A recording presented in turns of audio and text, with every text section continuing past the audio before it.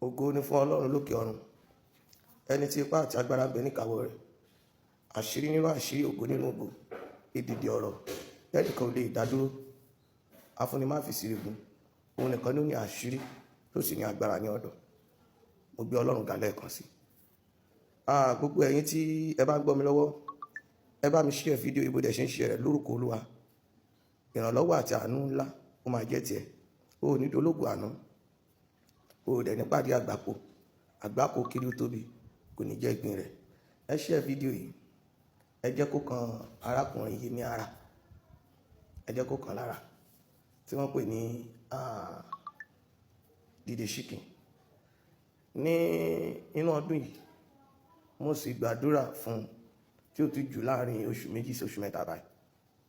Mo gbàdúrà fún, mo sì bí mo ṣe rí ìran yẹn, mo gbàdúrà yẹn fún. Ṣùgbọ́n ọ̀pọ̀lọpọ̀ ohun tí wọ́n máa ń wò ní pé bóyá àwọn wòlíì yẹn tuntun dé wọ́n fọgbọ́n fẹ́ ṣe láti lè fi rówó gbà tàbí láti lè fi get followers. Wọ́n lórúkọ àwọn èèyàn ńláńlá. Mo dẹ̀ jẹ́ kankan tí mo dẹ̀ gbàgbọ́ nínú rẹ̀. Òun ni wípé ohun mi tí wàá mu kò ní ṣọ̀kọ̀ jẹ. Dẹ̀ níbi tí wàá dé bẹ̀. Ọlọ́run ní bọ́ wòlíì.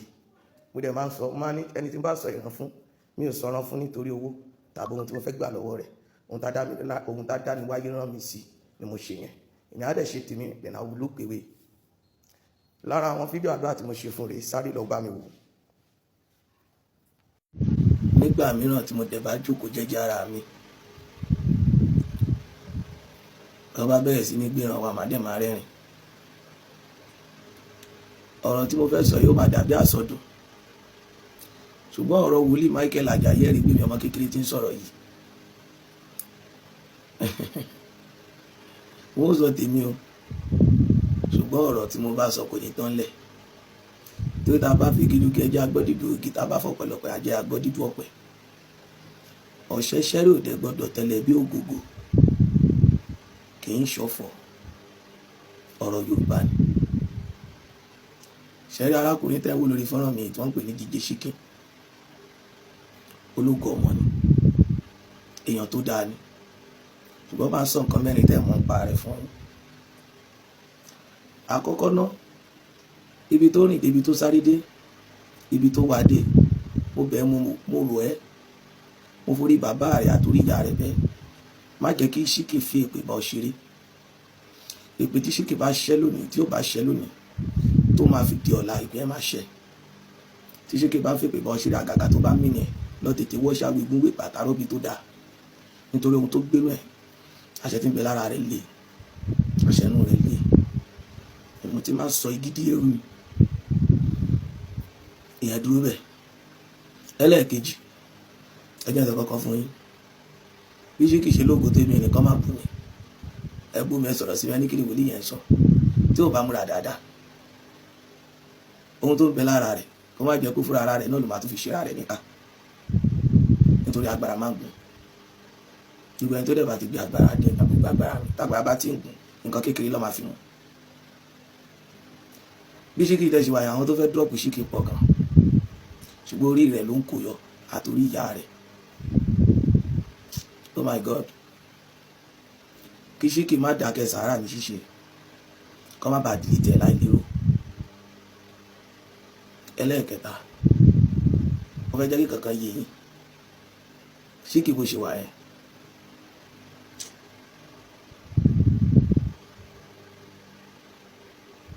ó ti finú wínú. Ẹ̀dá tó dẹ̀ bá ti finú wínú á jẹ́wọ́. Ẹ̀dá tó bá ti finú wínú á jẹ́wọ́.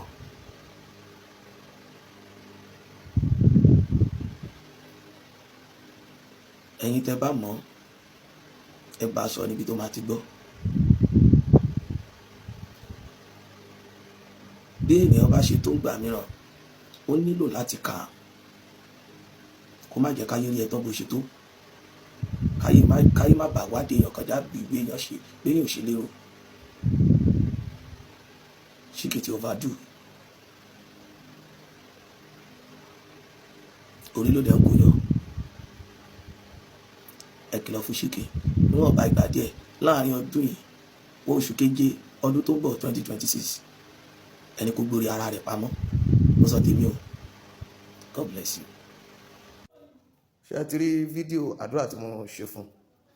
Ṣùgbọ́n kankan tí mo fẹ́ jẹ́ kí ẹ bá mi ṣe farakùnrin òun ni pé ẹ̀yin tẹ́ bá nífẹ̀ẹ́ ẹ share fídíò yìí fòkó kan lára.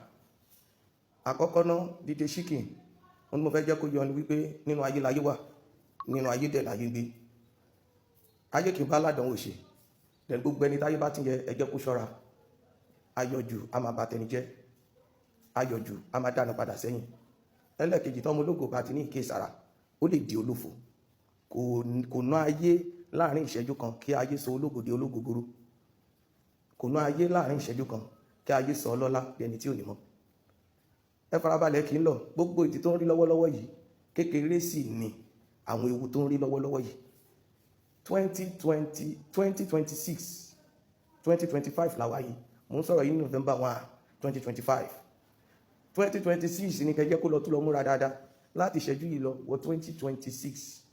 Ẹ jẹ́ kó lọ múra dáadáa nítorí wọ́n Olúwa ń sọ fún mi pé ibi táwọn ọ̀tá dúró dé àwọn kankan wà tí wọ́n fẹ́ gba májẹ̀mú lọ́wọ́ ẹ̀, ìyẹn dúró lọ́wọ́ rẹ̀. Tó bá létí inú kó gbọ́, èmi ò ní kó má padà sórí life kó má wà bú mi. Ṣóyè yín? Èmi ti sọ tèmi, mo ti gbójú.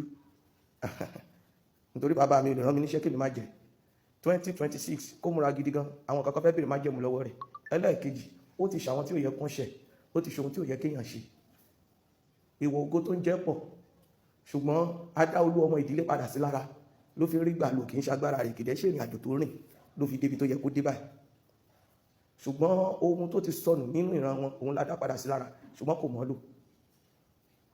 Àwọn kankan tí ń kọ́ ẹ̀yìn sí ẹni kó múra kó ṣàtúnṣe, kó fálẹ̀ sọ̀rọ̀ ayé rẹ̀ kí wọ́n tó sọ ológo rẹ̀ di olófo.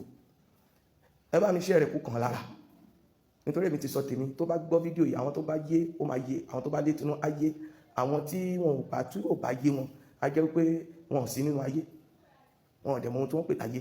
Ayé dẹ̀ lóhun tá à ń pè ní ayé. Wàá jà fún rẹ nínú ayé ni kò lè ráyè. Gbogbo ẹ̀dá tí ò bá ti lè jà fún rẹ nínú ayé, wọ́n á gbáyé rẹ̀ fẹ́ lòmíràn nínú ayé. Mo wá gbàdúrà fún Olúwa kó dáríjì, Olúwa kó tún ọ̀nà rẹ̀ ṣe, Olúwa kó ṣíjú àánú wò. Ó ní èmi yóò ṣàánú fáwọn tèmi yóò ṣàánú fún. Ọlọ́run tó ṣíjú àánú wò Dáfídì yóò ṣíjú àánú wò. Ọlọ́run á fi mọ̀nà. Jésù lọ wá. Gbogbo ìwà bí ọmọ tó wá bá mi share rẹ̀, ọkùnrin ní obìnrin ní, lórúkọ Olúwa kí oṣù yìí tó jálẹ̀, lórúkọ Olúwa wàá róhun rere gbé ṣe, ọkàn rẹ̀ á dẹ̀ balẹ̀. Orúkọ mi ni Wòlíì Michael Ajayi Ẹ̀rígbèmí. God bless you.